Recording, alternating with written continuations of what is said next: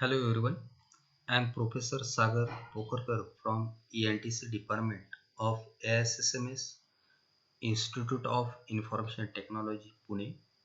So today I will give the introduction about the block diagram fundamentals and reduction techniques. So the block diagram is nothing but a graphical representation of physical system illustrating the functional relationships among its components, or a block diagram is a pictorial representation of the cause and effect relationship of the system. The simplest form of the block diagram is a single block with one input and one output. The arrow represents the direction of the information or a signal flow. The operation of addition and subtraction have a special representation. The block becomes a small circle called a summing point with appropriate plus or minus sign associated with the arrows entering the circle. Any number of inputs may enter a summing point. The output is an algebraic sum of the inputs. In some book, the small circle, they put the cross in the circle. Now there are the different figures. In first figure, x and y having plus sign which are entering, then output x plus y. Then in second diagram, x minus y. In third diagram, x, y and z are the entering at the summing point, so x plus y plus z. So the components of a block diagram for a linear time invariant system. So basically there are four components are used. First one signals, second system or block, then third one is summing point or a summing junction, and the last one is takeoff point or pickoff point. So the signal are shown by the arrow, then system or block, then summing points, and in the next diagram it is a takeoff points. Now the characteristic equation which is important for the block diagram. So the control ratio is a closed loop transfer function of the system which is given by C of s by R of s equal to G upon 1 plus minus G of s H of s. That plus and minus sign, plus is for negative feedback and negative sign is for positive feedback. So the denominator of a closed loop transfer function determines the characteristic equation of the system, which is 1 plus minus G of s H of s equal to 0.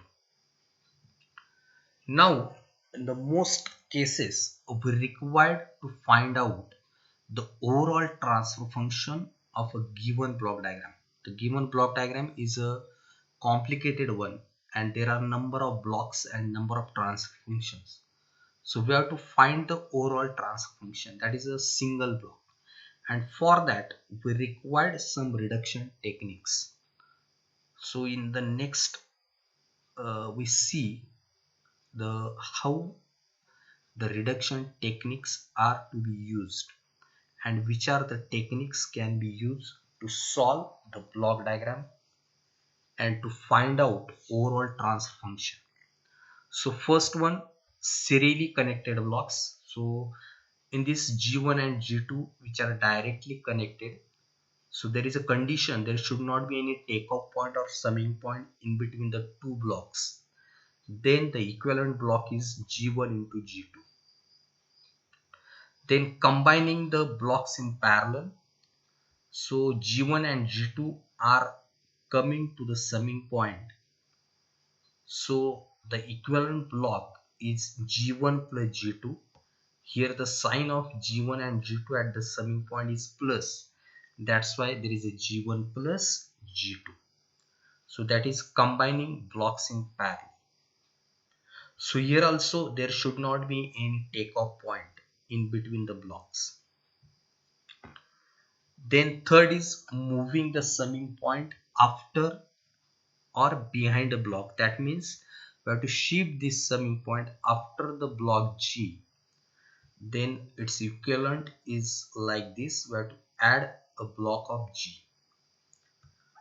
Then exactly opposite case, moving the summing point before the block. So before the block means we have to shift this summing point before the block G. Then we must add 1 upon G. Then the fifth rule is moving a takeoff point after the block. So that means if we have to shift this takeoff point after the block G, then we must add a 1 upon G block. And next, rule number 6, before the block we add block G. So if you observe here, the rule number 3 and 4, that is summing point before and after, and takeoff point before and after, exactly opposite. That means summing point before the block 1 by G, then takeoff point before the block only G. So it is exactly opposite thing. Then rule number 7 is eliminating the feedback loop, that is minor loop.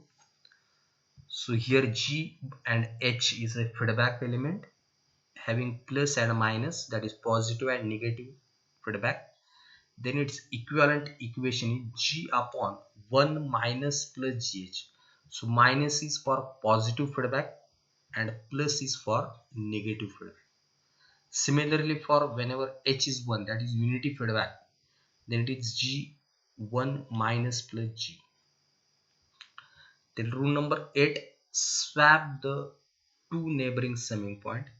So summing point can be swapped or interchange. So in the figure A and B is the summing point. So here we take B first and then A second.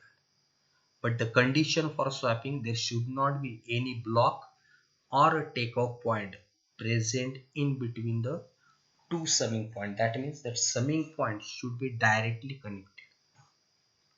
So this is the rules which can be used to solve the block diagram problems.